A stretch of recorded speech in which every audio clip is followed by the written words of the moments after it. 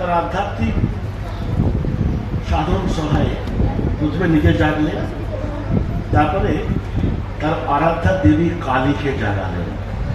দক্ষিণেশ্বর দেখলেন নাকে তুলো দিয়ে, হ্যাঁ বিশ্বাস করছে। তিনি সমস্ত ভক্তদের জাগালেন একটি আত্মজাগানিয়া মন্ত্র দিয়ে। এটা কি মন্ত্র? তোমাদের সব চৈতন্য হোক, এ যুগে নববাণী, তোমাদের সব চৈতন্য হোক। জাগালেন সবাইকে। আর একজনকে মা তিনি জাগিয়েছিলেন, তিনি হচ্ছেন তার আপন সহধর্মিণী মা শারদামণি দেবী। একটু আগে যে ষোড়শীর তাত্ত্বিক ব্যাখ্যা আপনারা শুনলেন প্রাণানন্দজির কাছ থেকে। গম্ভীর মহারাজ আমার গুরুদেব অনদীক্ষার কাছে, তিনি মায়ের 34টি অধ্যায় লিখেছিলেন শ্রীমা শারদা দেবী। সেখানে ষোড়শী পূজা অধ্যায়কে তিনি বলছেন মূলত দুটি কারণ ছিল এই ষোড়শী পুজো করা। একটা কি, তিনি বলছেন শিশি মায়ের স্বীয় শক্তি সম্বন্ধে অবধারণা করার প্রয়োজন হইয়াছিল। এক্সাক্ট কোটেশন বললাম, মা নিজে যে কে এটা যেন মা নিজে বুঝতে পারেন যে আদ্যাশক্তির মহামায়া তিনি জগতে এসেছেন মায়ের দুধ ধরে। আর গোটা জগতের সমস্ত সাধক ভক্তদের প্রয়োজন ছিল মায়ের শক্তি সম্বন্ধে অবধারণ করিয়া দেওয়া। ঠাকুর এটি গোটা জগতের ভক্ত বুঝল মাকে, আর মা নিজে বুঝলেন মাকে। তাই ষোড়শী পূজার ব্যবস্থা। পরবর্তীকালে যখন মাকে কেউ জিজ্ঞেস করেছেন, আচ্ছা শ্রীরামকৃষ্ণ তো ভগবান, তবে আপনি কে? মা বলছেন যদি উনি ভগবান হন আমিও ভগবতী। স্বামী চন্দ্রিকানন্দ বড় অদ্ভুত একটি গান লিখেছেন, কে তুমি মা ষোড়শী মা ভাবে বিভোলা।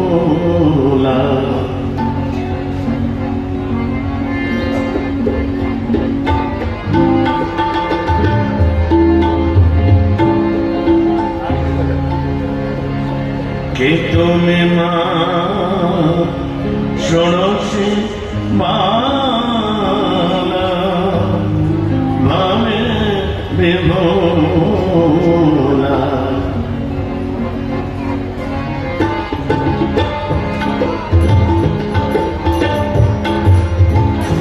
তোমার পদতলে পরমেশ, তোমার পদতলে পরমেশ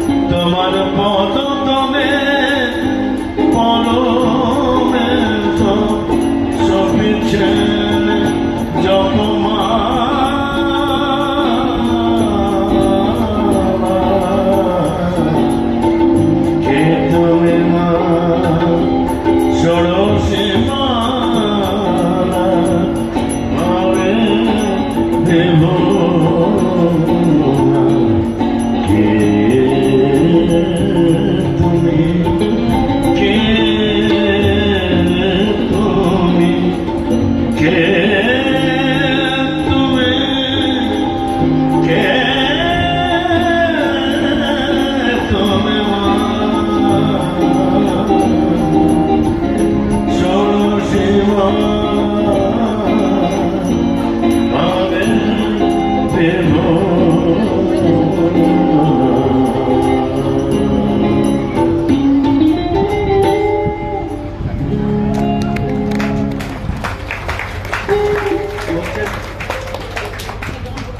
তুমি কে? যে গানের একটি লাইন আছে, বলছেন অনুপম তনুখানি রূপে শশুধর তিনি, বারে কো হেরিলে যায় জীবনের যত দুঃখ জ্বালা। তার মুখখানি এমন ছিল, তনুখানি কি যেন স্নিগ্ধ চাঁদের মতো, তার মধ্যে জ্ঞানের সূর্যের জ্ঞানরূপ সূর্যের ঔজ্জ্বল্য নেই, আছে পবিত্রতা, আছে স্নিগ্ধতা। যেমন মাটির প্রদীপ স্নিগ্ধ আলো আমাদের মনকে পবিত্র করে, নিয়নের আলোক থেকে মাটির প্রদীপ অনেক বেশি স্নিগ্ধ, অনেক বেশি পবিত্র। তাই বলছেন বারে কো হেরিলে যায়, একবার মাত্র মায়ের মুক্তি দেখলেই জীবনের যত দুঃখ আছে, যত জ্বালা আছে, সব যেন চলে যাবে। জীবনের যত দুঃখ জ্বালা, এই চণ্ডীকাণ্ডে লিখছেন। মা কাশিতে আছেন, একটি ভক্ত, তিনি জানেন না মাকে প্রণাম করতে আসছেন, সেখানে গোলাপ্পাও একটি ভালো শাড়ি পরে, চওড়া করে শাড়ি পরে বসে আছেন। গোলাপ্পাকে দেখতে সুন্দর ছিলেন, উনি মনে করেন যে উনি মা, গিয়ে মাকে প্রণাম করতে যাচ্ছেন। গোলাপ্পা বলছে আমি নই, উল্টো দিকে যে বসে আছে একবার আট করে একটি কাপ শাড়ি পরে, আর মুখটি ভাবলে সে একটি স্নিগ্ধ মুখ, উনি মা।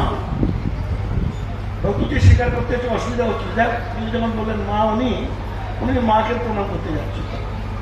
মা একটু রসিকতা করার ইচ্ছে হলো, মা আবার তাকে বলছে না না না উনি মা। এবার ভক্তটি কাকে প্রণাম করবে, একবার বললাম মা, একবার মা, এই করতে করতে দু তিনবার হয়েছে। তখন বললাম মা একটু ঝাঁঝিয়ে উঠে বললেন, আরে মুখ দেখে বুঝতে পারছো না এই ঘুটে কুড়ুনির মুখ না ভগবতীর মুখ? মায়ের মুখেতেই আমার একটা স্নিগ্ধতা ছিল, তুমি মুখ দেখে বুঝতে পারছো না, কি করে বুঝবে? কারণ ঠাকুর নিজেই তো বলেছেন ওর রূপ ঢেকে এসেছে, ও ছাই চাপা বেড়াল। আসলে ছাইটা তো আমরা আমাদের চোখে রেখেছি, অজ্ঞান রূপ ছাই, এই ছাই তো আমাদের চোখে, তাই আমরা ওই সুন্দর সাদা বেড়ালকে দেখতে পাচ্ছি। যতক্ষণ না চোখের ভেতর থেকে ছাই না চলে যাবে, অজ্ঞান রূপ ছাই, ততক্ষণ আমরা মায়ের রূপটি দেখতে পাবো না। তাই মাকে বলছেন যে ও জ্ঞানদাত্রী, জ্ঞানদায়িনী, জ্ঞান দিতে এসেছে।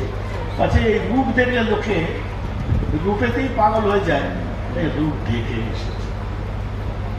যখন এইসব কথা হচ্ছে, তখন কাশিতে রাজা মহারাজ এসেছে। রাজা মহারাজ বলছে আচ্ছা, গোলাপ মায়ের আর যোগীন্দ্র জিজ্ঞেস করতে, আচ্ছা এই সমস্ত পুজোর আগে শক্তি পুজোর আগে মার পুজো করা হয় কেন? শক্তি পূজার মাহাত্ম্য কি?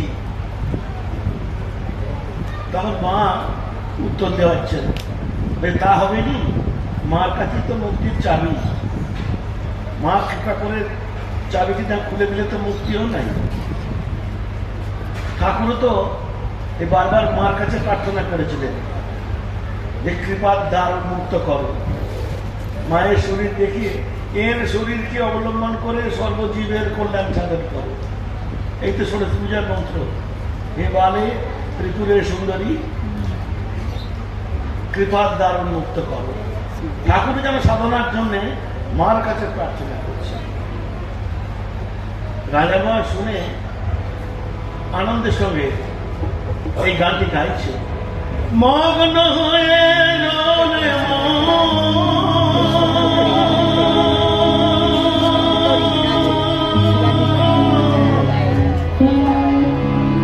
সব যন্ত্রণা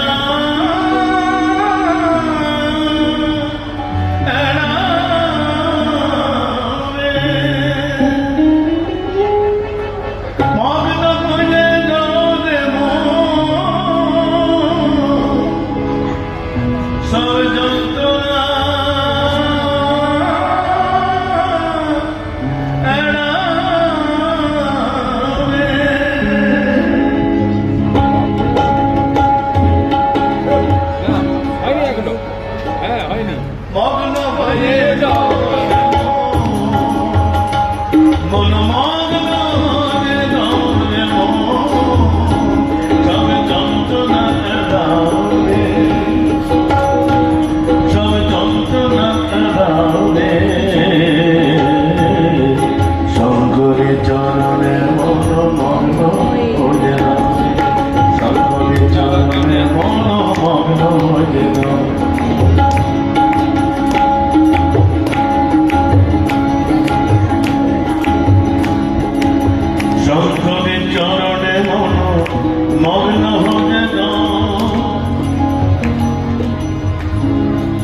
শঙ্করী চরণে মগ্ন হইল, শঙ্করী চরণে মগ্ন হইল, মগ্ন হইল রে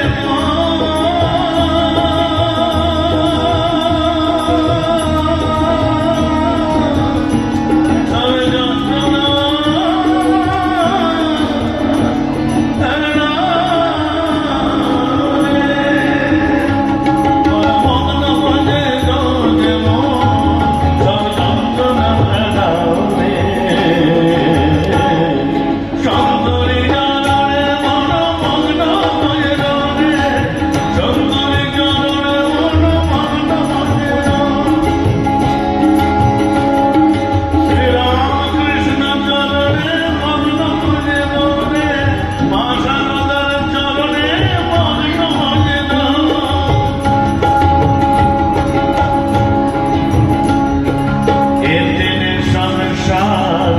মিছে মিছে ভ্রমিয়ে বেড়াবে,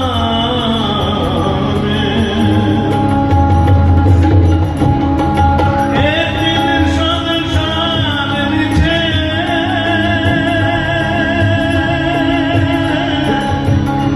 মিছে ভ্রমিয়ে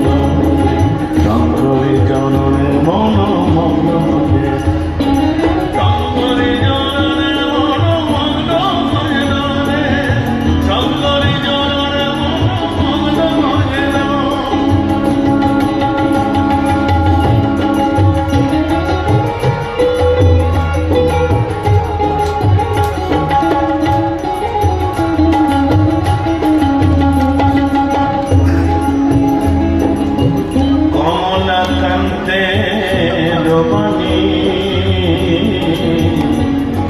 কমলা কান্তে রোমানি,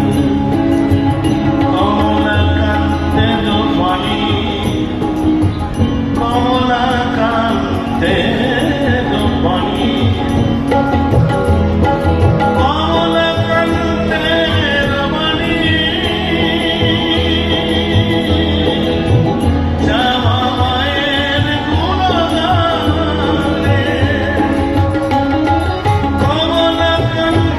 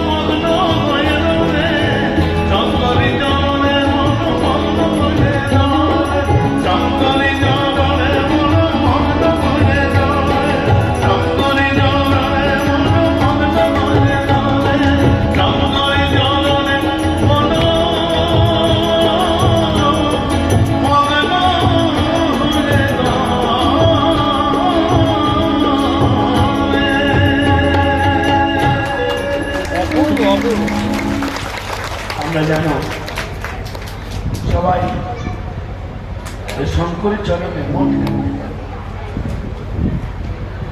মা ঠাকুর স্বামীজির চরণে যেন মন রাখতে পারি, তাই কমলাকান্ত এই গানটি লিখেছিলেন। আর রাজা মহারাজ খুব আনন্দে নাচতে নাচতে এই গানটি গাইতেন। মায়ের দুঃখ কারণ ছিল, আমি তখন ট্রেনিং সেন্টারে ব্রহ্মচারী, দুজন বিখ্যাত সন্ন্যাসীকে দেখেছিলাম। এই সালটা হচ্ছে 1989 সাল। আমি 86 সালে জয়েন করি। 89 সালে আমার ট্রেনিং সেন্টারে দিল্লির মধ্যে এসেছিলাম 2 বছরের জন্য। দুজন বিখ্যাত মায়ের শিষ্যকে সামনাসামনি কথা বলতে দেখেছি। আর আমাদের তখন ট্রেনিং সেন্টারের নিয়ম ছিল, মায়ের কোনো শিষ্যরা এলে তাদেরকে প্রশ্ন করা, আর যেহেতু আমরা কিছু জানতে পারি। তা আমি জিজ্ঞেস করলাম, চিন্তা হরণ মহারাজ যিনি গোলপার আশ্রম তৈরি করতেন, আমি নিত্যস্বর পালন মায়ের শিষ্য ছিলেন। আর কালিদা মহারাজ জামশেদপুরের সেক্রেটারি ছিলেন, স্বামী আদিদা ঠাকুর। তাদের জিজ্ঞেস করলাম যে মহারাজ, আপনি তো মায়ের দীক্ষা পেয়েছেন, মায়ের সম্বন্ধে একটু বলো। চিন্তার মহত্ব তোটা বুঝতে পারিনি। হ্যাঁ, কি বলছিস কি বলছিস? তাহলে মহারাজ মায়ের সম্বন্ধে যদি কিছু বলেন আজকে করে বলুন। মায়ের সম্বন্ধে আমি বলবো, আর তুই শুনবি আর বুঝে যাবি। এই কি বললে? ওরে আমরা যখন স্কুলে পড়তাম তখন দেখা নিয়েছি, মায়ের সম্বন্ধে আমি কি বলবো? তারপর মহাপুরুষরা বলতে পারে, আমায় জিজ্ঞেস করছিস? যখন জিজ্ঞেস করি তখন বলি। উনি বলছেন খুব বড় বড় চুল ছিল, চুল খুব নরম রেশমের মতো চুল ছিল। মায়ের এইটুকুনি বলতে পারি যে খুব বড় বড় চুল ছিল। কালিদা আপনি কিছু বলুন। উনি আবার যে ট্রেনিং সেন্টারে পৌঁছাই তো সব শুনবে আর সব লেখার চেষ্টা করবে। কালিদা বলছে, তুমি যা বললে আমিও তাই। আমিও যখন মাধ্যমিক পরীক্ষা দিয়েছি তখন দীক্ষা হয়েছি। মায়ের চুল ছাড়া না কি বুঝবো বলো তো? শরৎকুমারের সারা জীবন মায়ের সেবা করলেন, মায়ের বাসন্তী মা বলতেন। তো সেই তিনিও বুঝতে পারছেন বলতে, আচ্ছা মার সম্বন্ধে কিছু বলুন। বলছে এত এরকম আসক্তিও দেখলুম না, আর এরকম বৈরাগ্যও দেখলুম। যেমন আসক্তি সাধুর প্রতি, তেমনি বৈরাগ্য সংসার। উনি একটি গান গাইতেন, রঙ্গ দেখে রঙ্গময়ী অবাক হয়েছি বলে গাইছি। তো মা এই যে রূপ ঢেকে এসেছিলেন, মায়ের একজন সন্তান স্বামী প্রত্যয়ানন্দজি, তাকে আমি দেখি মারা যাওয়ার সময় তিনি খুব ডাকে নস্যি নিতেন, আর মায়ের গান কিছু লিখেছিলেন। এরপর তোমার সঙ্গে বলি, কাশীপুরে একবার রামকুমার চট্টোপাধ্যায় গাইতে এসেছে। ওরা তবল চেয়েছেন যে আমার সঙ্গে বাজারে কি, তবে এই মহারাজ বলেছিলেন যে আমাকে যদি সুযোগ দেন, আপনি সদস্য এসে মানুষ এটা অবজ্ঞা করেন। যখন গাইতে বললেন রামকুমারটা, মহারাজের তবলা শুনে বলছে আমার গানের সেই হারিয়ে যাচ্ছে, আপনি কোথায় শিখেছেন বসাই তবলা? এত সুন্দর তবলাটা বলছে। তারপরে রামকুমার বলছে আপনি গানও জানেন নাকি? একটু একটু জানি।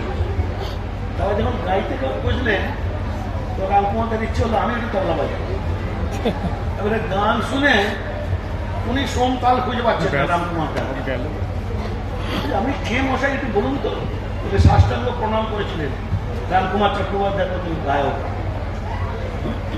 আমি সন্ন্যাস নিয়েছি, আমি ঋতুবাবুর ছাত্র, কানমালাকে আর একবার প্রণাম করেছিলেন।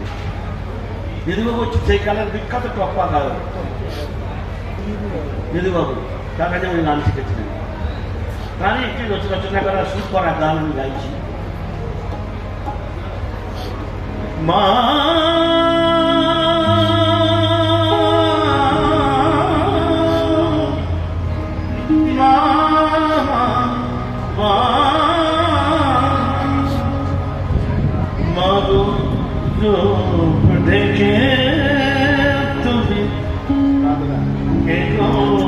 অপরূপা অবগুণ্ঠনে ঢাকা রূপ ঢেকে তুমি কে গো অপরূপা অবগুণ্ঠনে ঢাকা আছো মাদারে চলো দুখানি আছো মাদারে চলো দুখানি আখি দুটি স্নেহ মাখা অবগুণ্ঠনে ঢাকা রূপ ঢেকে তুমি কে গো অপরূপা অবগুণ্ঠনে ঢাকা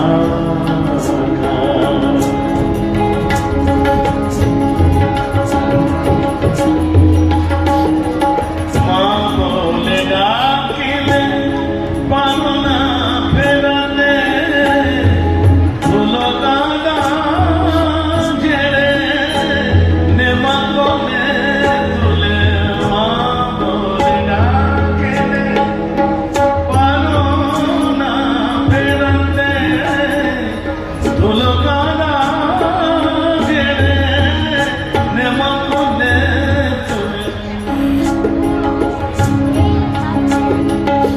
কে আছে যেমন জুড়াইতে ব্যথা কে আছে এমন জুড়াইতে ব্যথা না ডাকিলে দিলে দেখা অবগুণ্ঠনে ঢাকা রূপ ঢেকে কে গো অপরূপা অবগুণ্ঠনে ঢাকা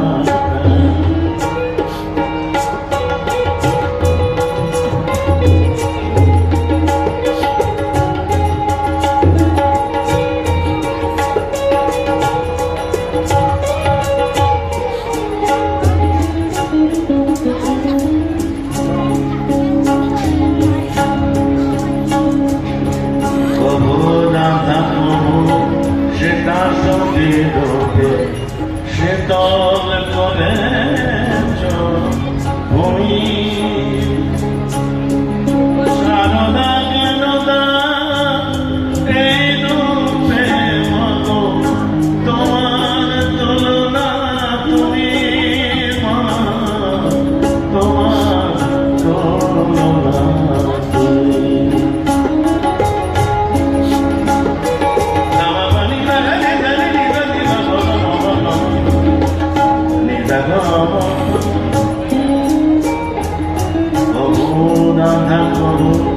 সেটা সত্যি ধোকে শীতল করেছ ভূমি সারদা জ্ঞানদা এই রূপে মনো তোমার তুলনা তুমি তোমার তুলনা নিজে ছিলে ঠাই নিজে কোথায় তব কত তবে নিজেছি কোথায় নিজেছি কোথায় তব পদ তলে বাড়াইছি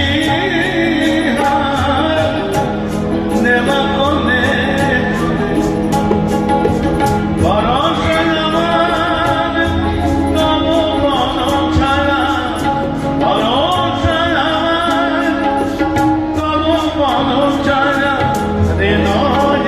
দেখেছি আকা অবগুণ্ঠনে রূপ দেখে কে গো অবগুণ্ঠনে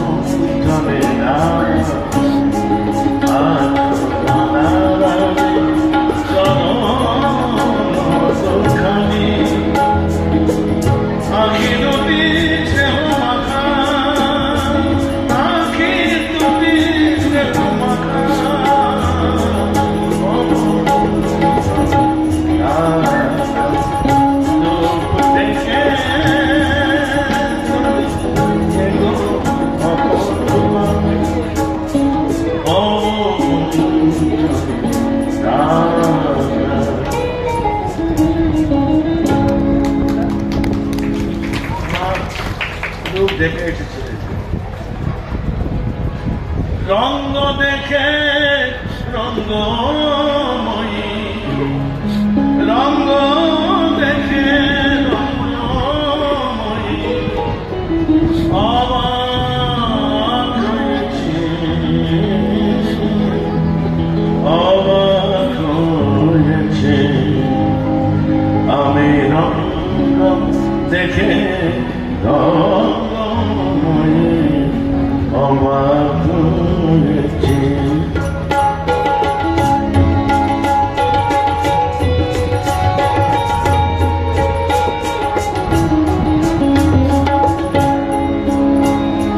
রঙ্গ দেখে রঙ্গময়ী, অবাক হয়েছে, অবাক হয়েছে। রঙ্গ দেখে রঙ্গময়ী, অবাক হয়েছে। আমি হাসি মুখে কাঁদিব তাই, হাসি মুখে কাঁদিব তাই।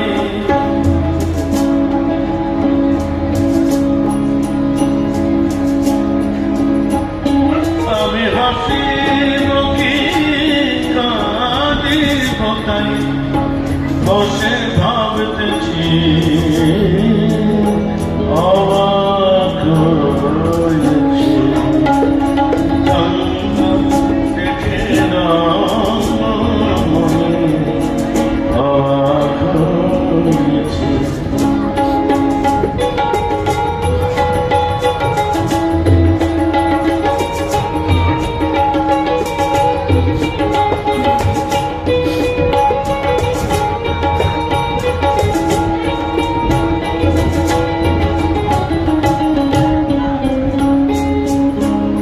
এতকালে রইলাম কাছে, ফিরিলাম পাছে পাছে।